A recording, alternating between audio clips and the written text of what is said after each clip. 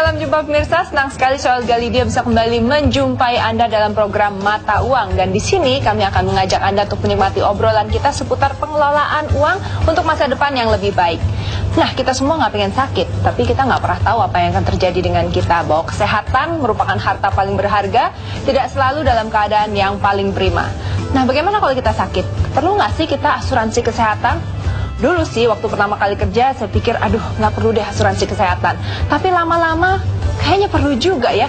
Tapi bagaimana cara memilihnya yang paling tepat, yang paling baik untuk kita? Wah, jadi pusing deh. Dan sebelum kita obrolin soal asuransi kesehatan, kita dengarkan dulu bagaimana respon masyarakat. Silakan Intan. Halo pemirsa, di sini saya akan bertanya kepada masyarakat nih tentang pandangan mereka mengenai pentingnya asuransi. Yuk ikuti saya.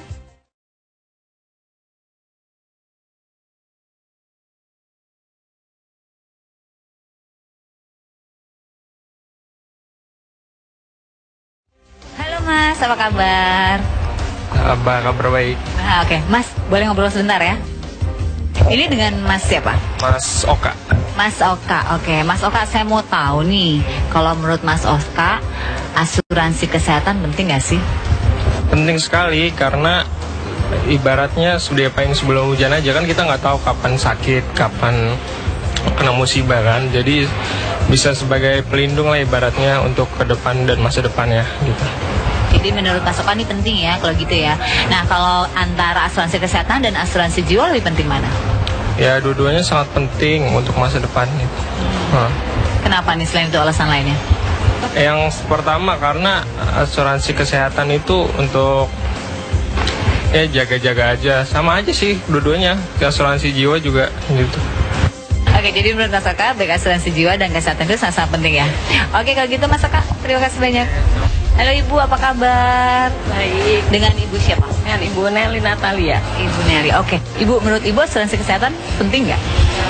Pentingnya asuransi menurut saya karena saat sekarang itu banyak yang sakit gara-gara polusi di luar, makanan yang tidak sehat, dan terutama lagi karena kebutuhan banyak, biaya rumah sakit itu besar sekali. Jadi menurut saya penting banget punya asuransi kesehatan. Jadi menurut Ibu penting ya. Nah, kalau antara asuransi kesehatan dan asuransi jiwa lebih penting mana? Penting asuransi kesehatan. Kenapa Bu? Kalau kita nggak sehat, jiwa kita melayang. Baik Ibu, terima kasih banyak atas waktunya. Nah, Olga, itu dia pendapat dari masyarakat mengenai pentingnya asuransi jiwa dan asuransi kesehatan. Ada yang bilang dua-duanya penting, ada yang bilang asuransi kesehatan yang lebih penting ya. Nah, kira-kira mana sih yang lebih penting, asuransi kesehatan atau jiwa ya? Nah, kita akan dengarkan bincang-bincang Olga dengan Mas Ahmad Ghazali berikut ini. Silakan Olga. Nah, itu dia. Ternyata masih ada polemik. Ada yang bilang setuju, butuh asuransi kesehatan. Ada yang bilang, ya mungkin bisa ditunggu dulu kali ya. Tapi saya ingin dengarkan langsung dari Ahmad Ghazali. Silakan. Perlu nggak sih kita punya asuransi kesehatan? Kesehatan itu hal yang paling penting. Kita nggak bisa kerja kalau nggak sehat, kita nggak bisa cari nafkah kalau nggak sehat, dan kita juga tidak bisa punya kehidupan yang normal kalau nggak sehat. Mau jalan-jalannya jadi nggak enak ya? Jadi nggak enak. Mau main sama keluarga aja jadi nggak enak. Nah, pertanyaannya sekarang, kalau kita sudah tidak sehat atau sakit, siapa yang akan membiayai proses penyembuhannya? Apalagi untuk orang yang bekerja, ada dua dampak dari kesehatan. Pertama, dia harus biaya untuk menyembuhkan kesehatan.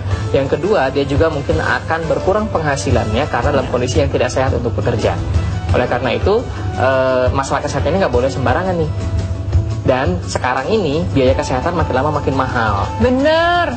Sakit yang sederhana aja, obatnya mahal, betul sekali. Biaya kesehatan makin mahal, risiko kesehatan juga makin tinggi. Kenapa? Karena gaya hidup udah mulai berbeda.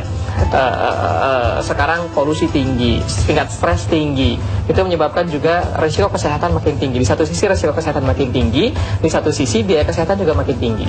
Betul, resikonya meningkat, biayanya juga meningkat. Ada penelitian yang menunjukkan bahwa biaya kesehatan itu katanya 2 kali lipat dari inflasi normal. Bahkan ada sebuah studi menyatakan biaya kesehatan Indonesia itu naik mulai dari 11%, 12%, 13% sampai terakhir 14% di tahun 2012. 14%. Jadi di atas bunga bank, di atas jauh di atas inflasi. 2 kali lipat dari inflasi. Kalau inflasi kita resmi 5-6%, dia 12-13%, bahkan sampai 14% dalam 1 tahun kenaikan biaya kesehatan. Kalau gitu itu sesuatu yang tidak bisa ditawar dong, punya asuransi kesehatan. Sesuatu yang tidak bisa ditawar. Kenapa? Karena kalau kita berusaha untuk menanggung sendiri biaya kesehatan kita sendiri, hasilnya malah akan menjadi terlalu besar untuk dipikul. Oleh karena itu kita perlu yang namanya asuransi kesehatan supaya risiko untuk menyembuhkan tadi bisa kita tanggung bersama dengan asuransi. Siapa yang perlu asuransi kesehatan? Apakah dari lahir atau mungkin kalau sudah agak berumur yang risiko kesehatannya semakin tinggi, atau bagaimana? Atau masih muda gitu? Atau seperti saya perlu nggak sih udah? Memang betul bahwa semakin kita senior, makin berumur, makin besar risiko kesehatan. Tapi jangan coba-coba ntar aja deh kalau udah 50 tahun baru masuk asuransi kesehatan, akan jadi sangat mahal sekali. Oh, kenapa begitu? Oh iya, karena pasti asuransi kesehatan akan menghitung resiko dong. Tapi kalau misalnya dia sudah ikut asuransi kesehatan sejak masih muda, sudah bisa diukur berapa risiko kesehatannya, itu biasanya akan lebih murah. Dan mungkin ada semacam tabungan gitu ya, karena sudah ikut asuransi dari usia muda gitu. Betul sekali. Yang paling tinggi kena risiko kesehatan itu justru yang usia lanjut dan usia muda. Jadi bayi 0 sampai 5 tahun itu juga risiko kesehatannya tinggi. Kemudian yang usia lanjut risiko kesehatannya tinggi, dan mereka yang bekerja. Pertama, risiko kesehatan tinggi karena mereka terpapar dengan dunia luar. Yang kedua karena tadi kalau mereka sakit maka penghasilannya juga bisa terganggu. Ya, ini resiko untuk keluarganya resiko untuk keluarganya juga akhirnya. Oleh karena itu sebetulnya asuransi kesehatan itu diperlukan oleh semua orang. Oke, jadi usia berapa idealnya memiliki asuransi? Sejak lahir.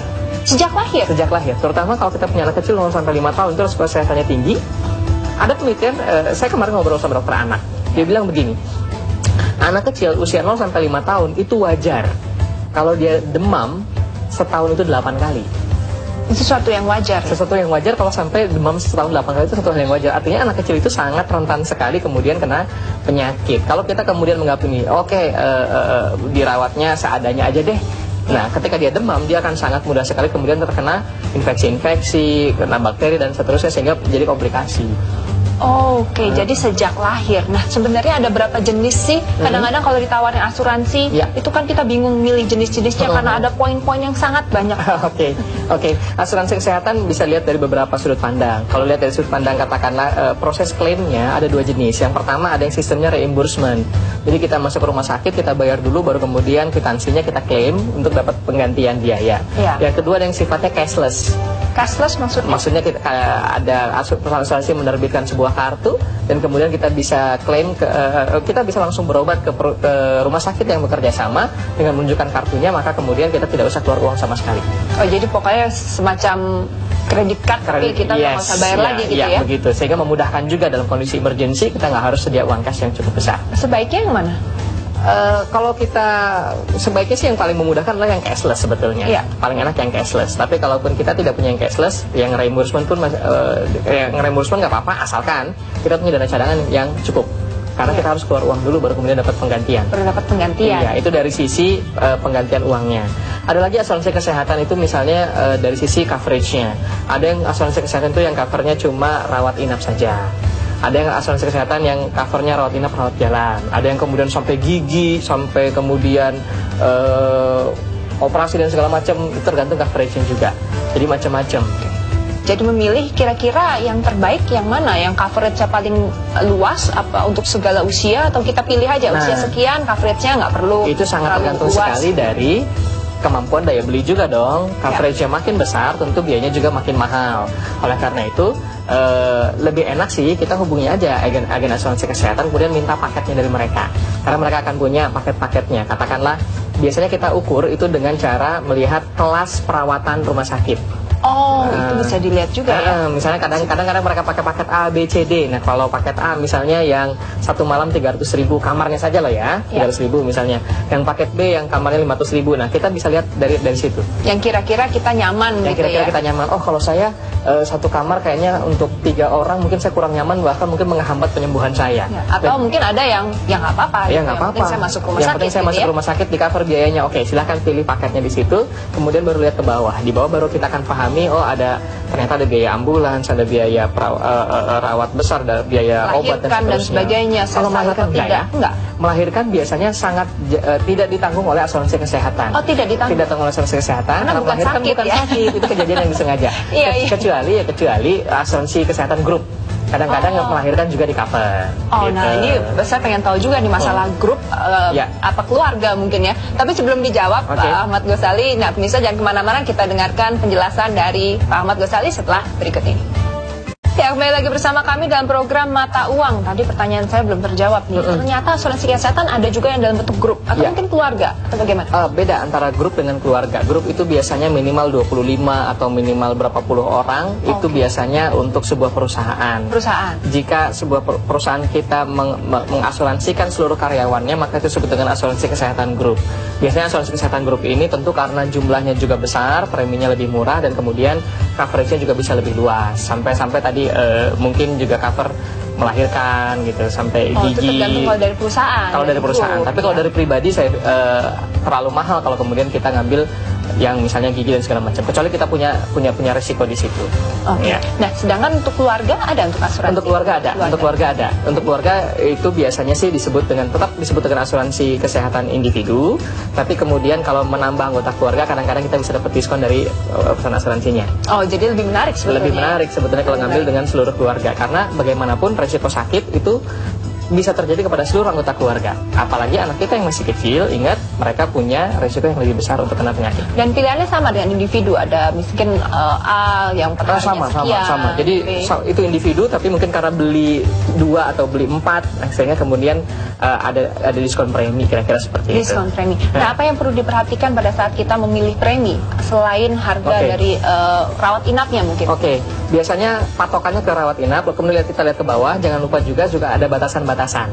Katakanlah ada maksimal rawat inap maksimal berapa hari. Ada juga batasan dalam 1 tahun. Dalam 1 tahun batasan klaimnya berapa. Ada annual limitnya dari klaim. Nah, oleh karena itu penting juga untuk kita pilih yang jumlahnya memang memadai. Jangan sampai terlalu hemat-hemat banget, mungkin jumlahnya malah nanti tidak memadai, malah kita kecewa sendiri. Ya? Iya. Jadi pilih juga yang annual limitnya kira-kira memadai untuk bisa kita cover rumah sakit.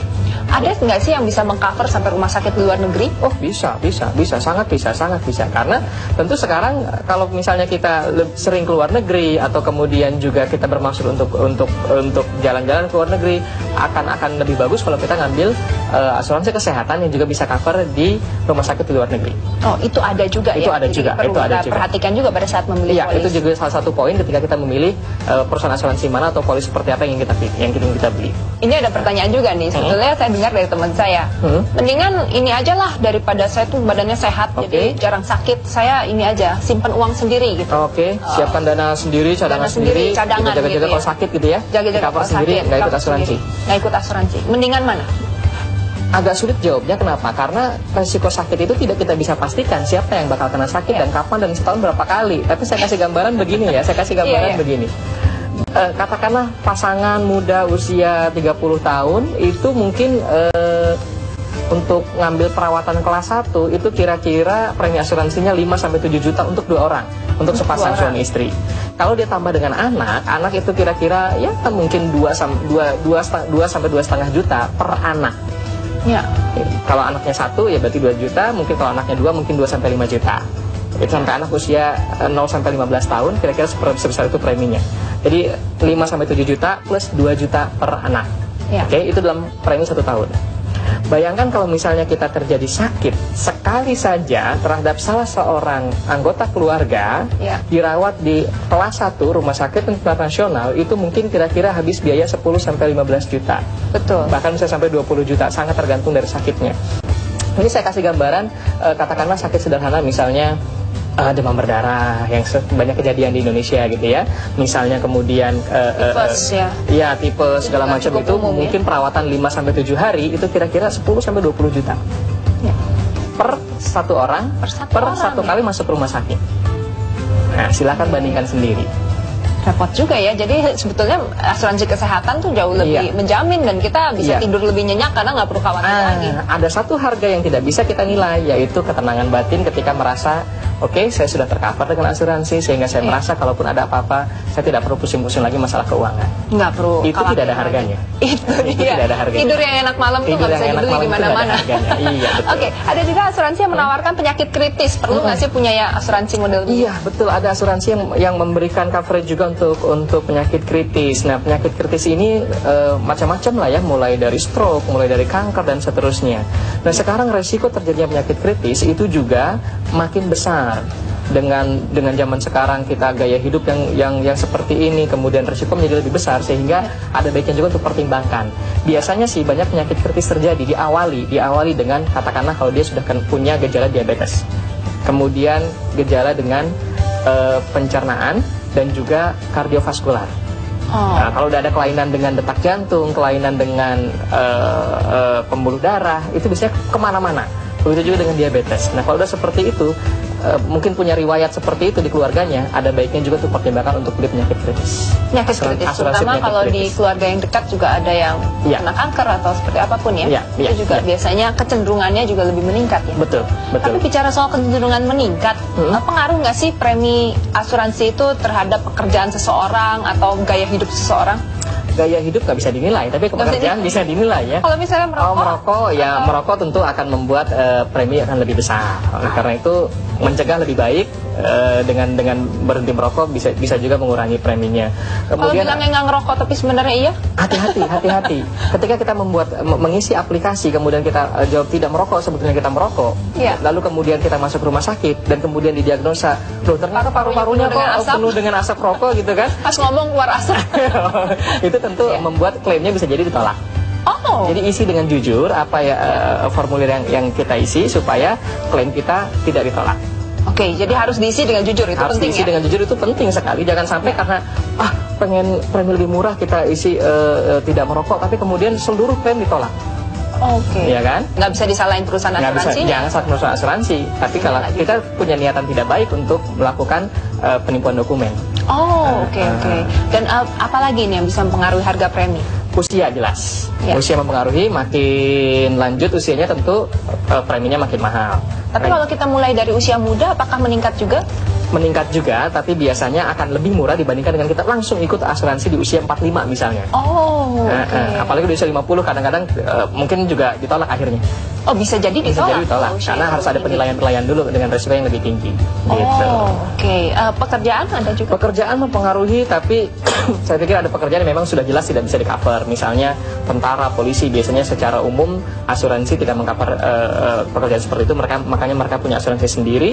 Pekerjaan-pekerjaan di lapangan dipertimbangkan juga akan punya risiko yang lebih tinggi dibandingkan dengan pekerjaan kantoran. Jadi itu risiko yang perlu kita lihat juga. Maka ikuti terus program Mata Uang yang akan berlanjut setelah yang satu ini. Kembali lagi bersama kami dalam program Mata Uang. Nah, sebelum kita lanjutkan obrolan dengan Pak Ahmad Ghazali, kita dengarkan dulu pertanyaan dari para pemirsa. Ini dia. Apa sih yang perlu kita ketahui ketika kita akan apply asuransi supaya tidak terjebak janji-janji dari agen asuransi? Nah, pertanyaannya nih, apa sih yang perlu diketahui sebagai dasar ketika kita apply asuransi kesehatan supaya kita tidak terjebak dengan janji-janji agen asuransi? Asuransi kesehatan itu ada lebih banyak yang harus perhatikan dibandingkan dengan asuransi jiwa atau unit link. Pertama, jelas yang harus kita tahu adalah pastikan identitas benar gitu ya. Kemudian berapa premi yang harus kita bayar. Nah, yang kedua, coverage manfaat ini detail sekali di asuransi kesehatan. Harus benar-benar dibaca satu-satu ya? Dibaca satu-satu supaya tidak salah paham, kemudian kita menyalahkan perusahaan asuransi atau kita kemudian tidak klaim sesuatu yang sebetulnya bisa kita klaim. Jadi apa saja sebab-sebab kemudian itu bisa diklaim, apa saja yang menyebabkan itu menjadi tidak diklaim, batasannya berapa saja. Katakanlah kalau perawatan kamar berapa, kalau dokter kunjungan dokter berapa, kalau misalnya ada surgery operasi berapa, kalau misalnya ada obat berapa dan seterusnya. Sehingga kita merasa, oke, saya tahu persis apa dan kewajiban saya. Itu jauh lebih penting. Dan hak kita apa, Iya. jelas secara detail tuh biasanya asuransi sangat detail ya. Sangat detail, sangat detail. Nah, ini ada pertanyaan yang agak nakal nih. Gimana kalau kita beli asuransi kesehatan setelah sakit aja? Jadi pas sakit tuh langsung buru-buru beli Udah asuransi sakit kesehatan. baru kemudian apply asuransi kesehatan. Betul.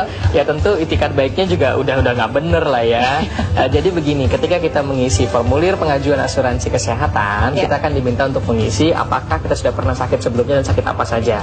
Oh, itu harus diisi ya Harus semua? diisi, terutama untuk sakit-sakit tertentu. Untuk yang sakit-sakit biasa biasanya ada, ya katakanlah 30 hari baru kita bisa klaim.